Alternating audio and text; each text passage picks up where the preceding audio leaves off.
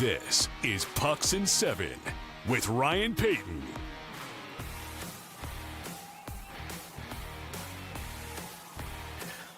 Okay, we're back. Pucks in 7. I am joined by Diandra Loux of the Hockey News, who covers the Tampa Bay Lightning, and there was a purpose to wait this long to get you on. Do you want to know what the reason is for that? Oh. Well, I'm going to tell you anyway, so you don't really have a choice. The reason is because Tampa had a tough start. I thought, no, I'm not going to bring her on when they're having a tough go. Now they're in their familiar territory in that division, so I thought, hey, let's get you on to talk about this Lightning team. Good to see you, by the way, as always. Right. Thank you for having me on. Happy early Thanksgiving. Do you remember when you were on one of the hot stove shows with me, and I think it was in and around Thanksgiving or maybe Christmas, and I used one of those lines that you obviously don't find very fun anymore about the, I said to you, yeah, if you guys were around the table, what would you have in lieu of a turkey? Oh my for God. Thanksgiving? I actually do remember Do you remember that? one. I thought Yeah. that was a pretty good one. No, I pulled it out of my vault of bad puns. Anyway, You can tell I've been coming on that show for a while because now I can sense them before I know. before you even say them. Like last time you did, you're like, get it out of the way early on. Yeah. Okay. Anyway, we're going to get into a bunch of stuff with you, not just with Tampa Bay, but also the NHL as well. Boy, a lot of trouble in Edmonton, McDavid, and everybody. My goodness, what's going on? Yeah. Also 77 seconds with you as well. Let's begin, though, with what Tampa is doing. And I am just, my hat goes off to them based on the injuries that they have right now. This team is still finding ways. They've won 4 in a row. They'll probably, knock on wood, make it 5 tonight. Again, this is Wednesday. They take on Calgary, terrible team. But what this team is doing, incredibly impressive based on the injuries. The depth is just really playing well.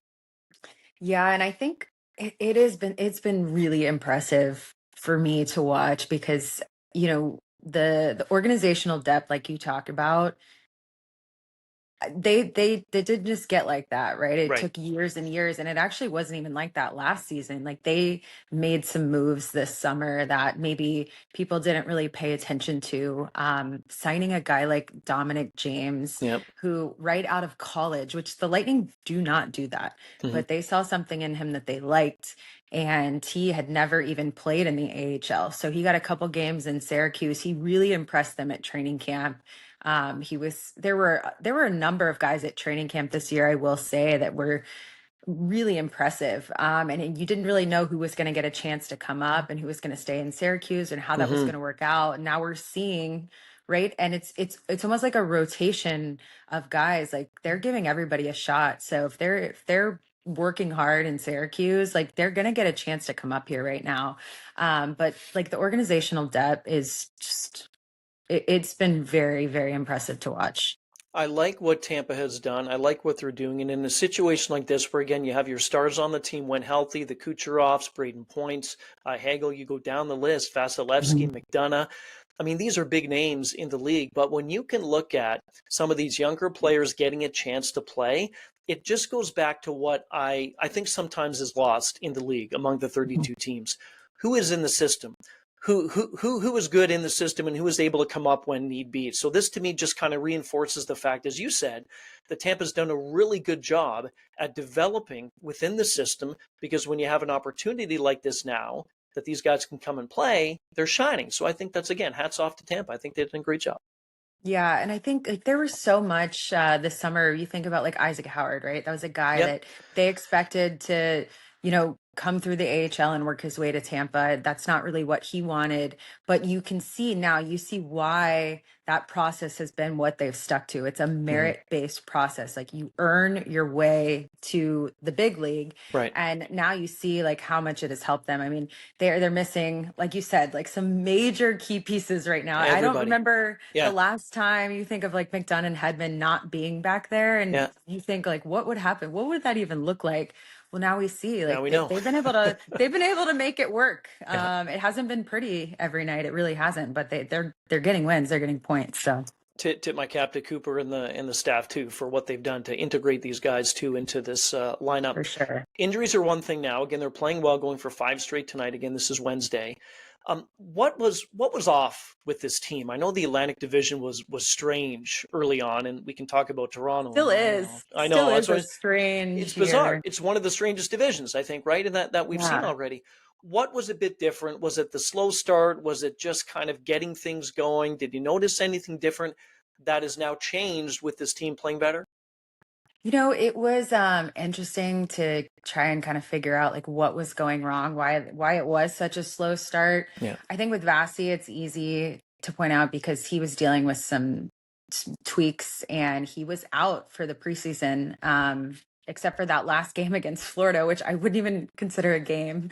No, that wasn't a game. No, that was a No. game. That was just an absolute brawl. Poor Bassy. Bassy's like, that's his first preseason start Yeah. and his last. And like, Yeah. so I think for Bassy, maybe it took a little bit. It also was that, they weren't playing as strong in front of him, but I think it just took them a little bit to get going. What we're seeing with the Lightning right now, I feel like it's been long enough to where I can speak on this, is we're seeing kind of the blending of two eras. Like you're watching guys like you talked about, like McDonough, Hedman, Point, Cooch. Cooch is kind of in the middle and in Point, but and then Cirelli and Hagel, those are those middle guys. You're looking at like the cup team, and then you're blending that in with some of the new guys. Right. Those guys come up from Syracuse. First of all, they bounce back. They get slammed into the boards, pop right back up because they're like 22 years old. Right. They're really fast. Yeah. And then you have the guys that they're vets. Like they've been doing this for a long time. They know they have a routine and that's how it goes. I think we were kind of seeing that, like the adjustment period of everybody playing together and what that looked like. So it took a little bit to get going, but it's more for them, like Coop is all about process. Like this is what it's going to be. You will adjust, you will figure it out. And they have, obviously we've seen it work. All the rough stuff with the Panthers, I know, and I think you agree with this, it is the best rivalry in the NHL by far. They hate each other. The two teams can't stand each other, and it's pretty obvious every time they play, and even off the ice as well in the pregame and all that stuff. But where are you at with the whole thing? Because here's where I'm at just quickly. I love watching both the teams play, but to me, I don't want all the rough stuff and all that to take away from how good these teams are skill-wise, and I kind of think at times going into these games that they're going to play again too, I kind of think that that's actually happening at this point. Oh yeah, I think it definitely happened in the playoffs, and it was really unfortunate because we wait for the playoffs. Like Right. We were so excited. I was so excited to watch these teams go at it, and the Lightning had a strong team last season, and I thought like going into it, I'm like, this is going to be a really good matchup. Like these two teams are going to go head to head. Yep. Didn't mean deliberately like head to head, but I thought it was going to be, I was like, this is going to be some good playoff hockey. Yeah. But then when you would watch those games and you compare them to other games that were happening at the same time, I'm like, this is not what's supposed to be happening. And I think it really got to a tipping point. I will say the first regular season matchup they had this year, totally different Panthers team. And I don't think it was just injuries, because when they played Edmonton, I mean, they were very physical, very different team against the Lightning this year. And you got to actually see some hockey, which was great. Vasi's still in the top tier, top group when it comes to goalies in the NHL.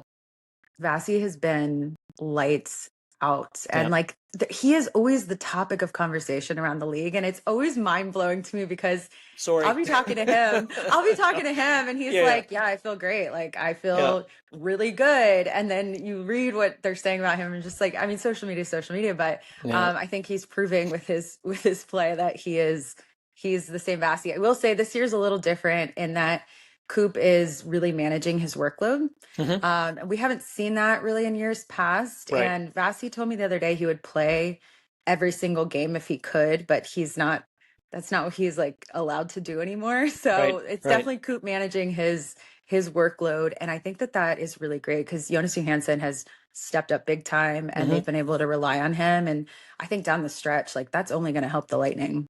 Yeah, you need a healthy number one, and Vasi, when healthy, is one of the best in the game still, right? So you want to keep him as fresh as you can. Let's go to the Atlantic right now. Tampa on top with 28 points. Then you have Detroit.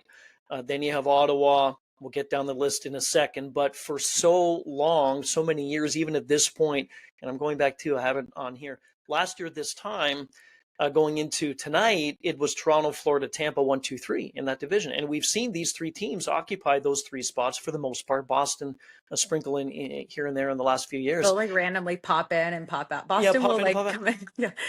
This division, I mean, look, credit to Montreal. credit to Ottawa, credit to some of these, credit to Detroit, credit to these Yeah. younger teams. I've been pulling for them because I do think, especially Montreal, is trending in the right direction. They're such a young, fast, fun, exciting, incredible team. But this is odd, as we talked about a little bit already.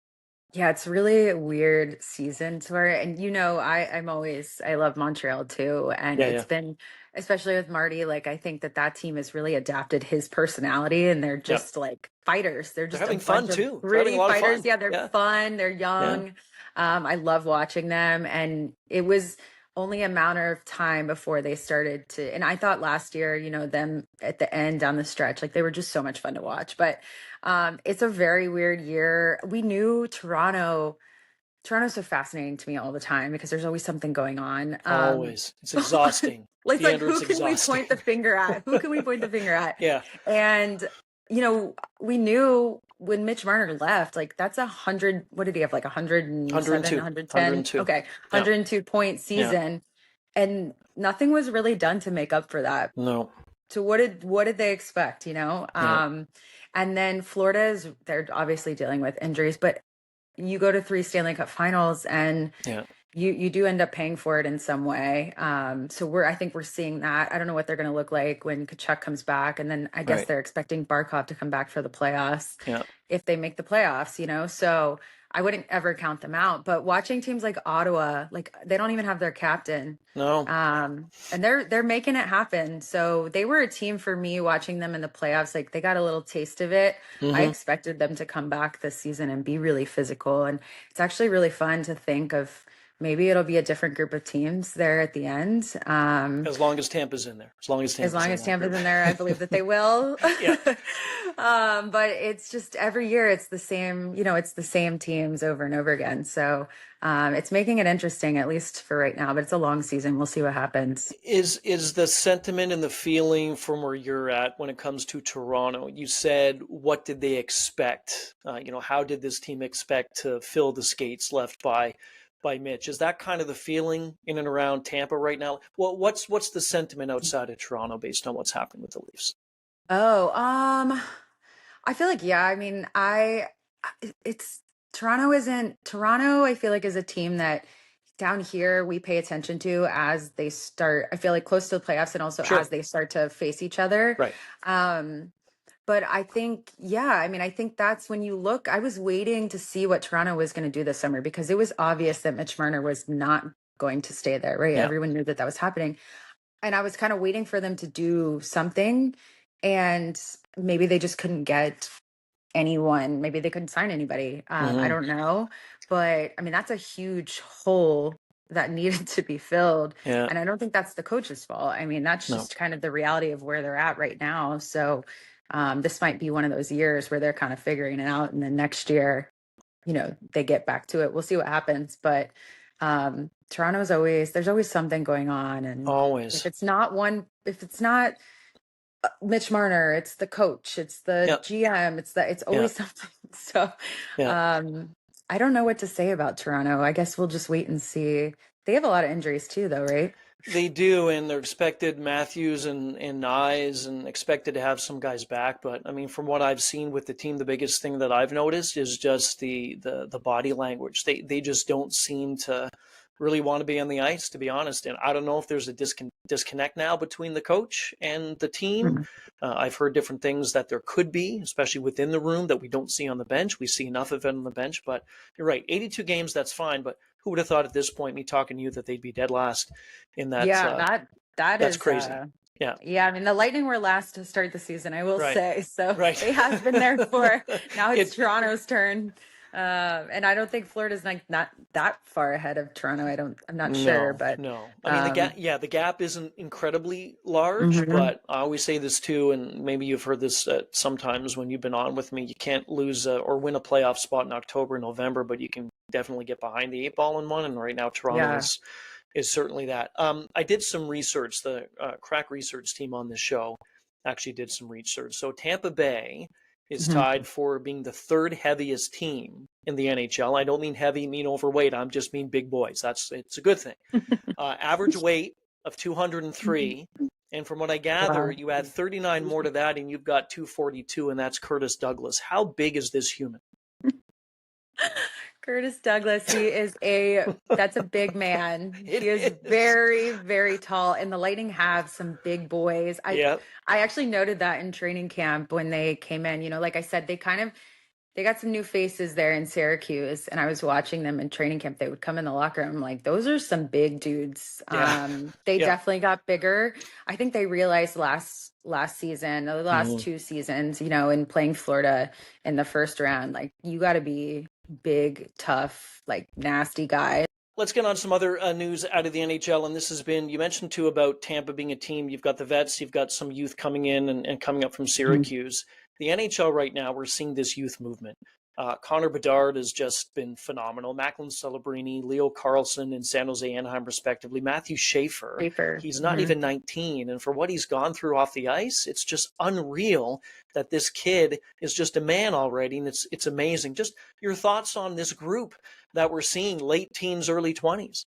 It's so interesting. I had a girl shadowing me.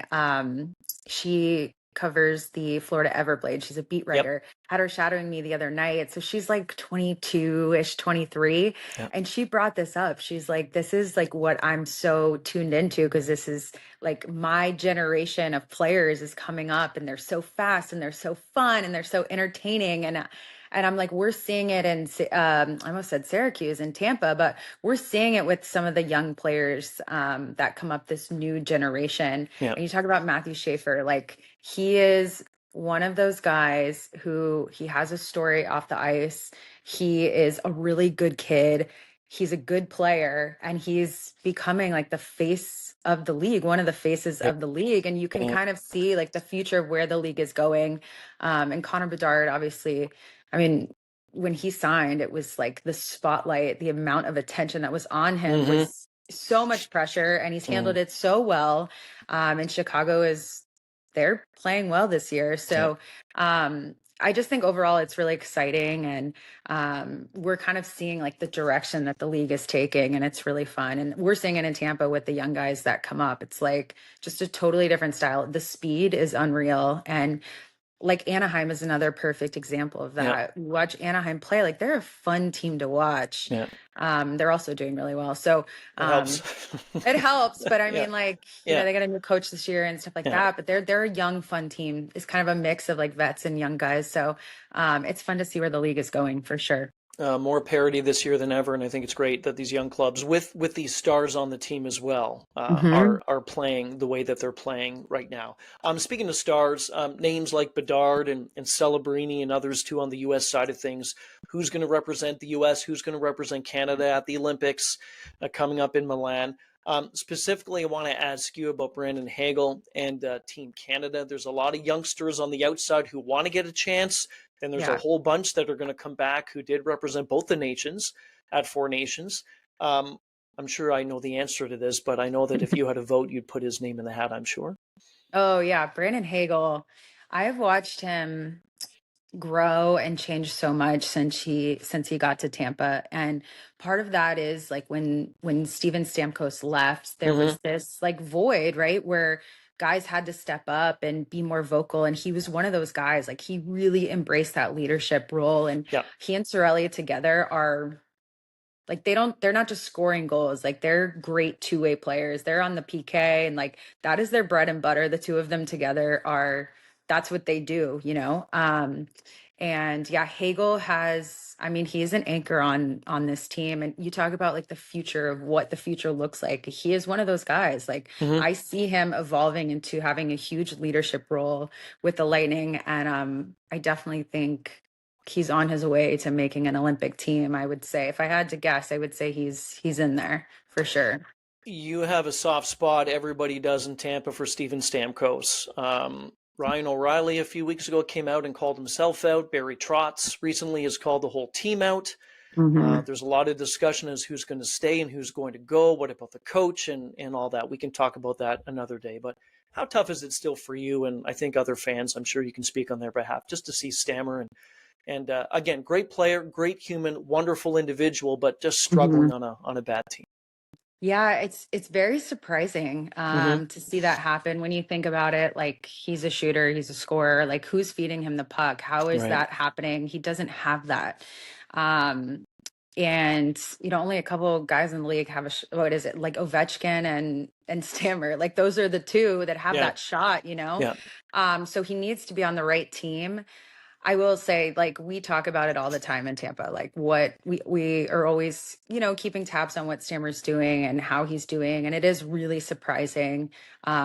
Nashville seems like it's not just him; it's like Marchessault too. It's like the Yeah. whole team is Whole just team. struggling. Yeah. So you hope for him. Like, I hope he can find the right spot of where he wants to be. I know he's not the first person to just pick up and move his family again. So Yeah. I don't know if that's what that's going to look like but yeah, he's the best. He's a great human being. So And we do he's miss him in Tampa. Yeah, he's still got the skill. He does. And again, He it's hard, just does. specifically with him, it's hard to see players like that on a team like Nashville. I remember when he went there and you mentioned Marchessault.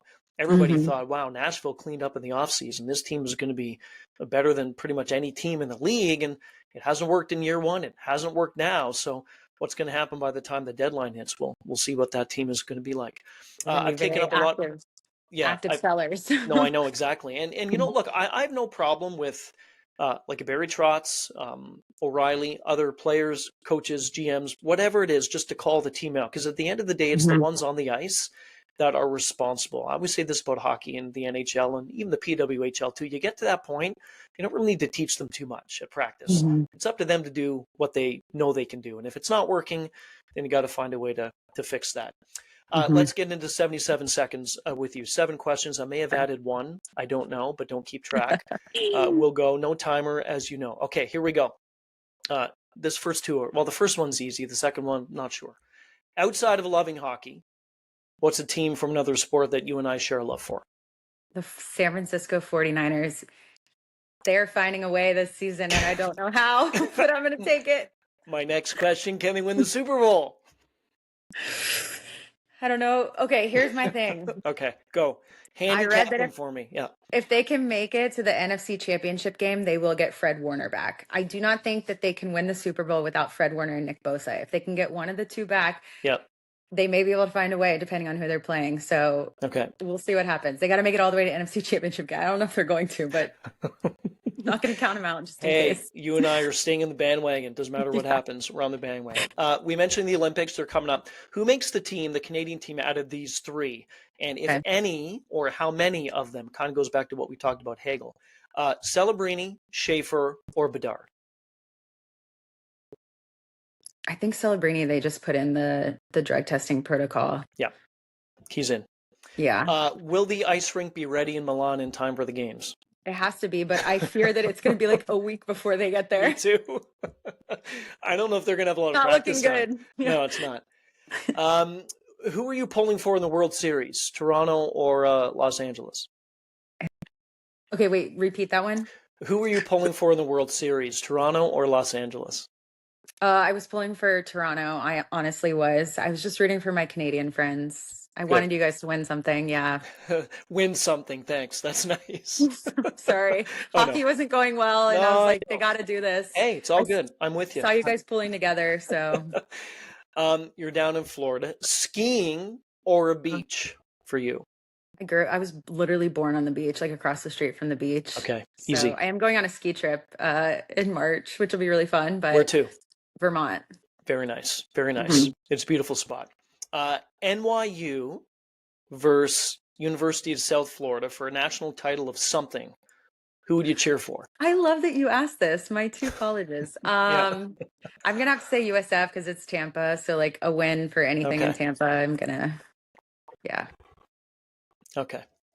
Here's a list. Ready? 5 up to 1. And these are just 5 cities in the U.S. You ready? Mm-hmm. Tucson, Arizona, Miami, Florida, Portland, Oregon, Austin, Texas, Tampa, Florida. What do you think that list is? I don't know. They're all like, I don't know what that list top is. top dog cities in the U.S. And I knew number Austin one is Tampa. is Tampa.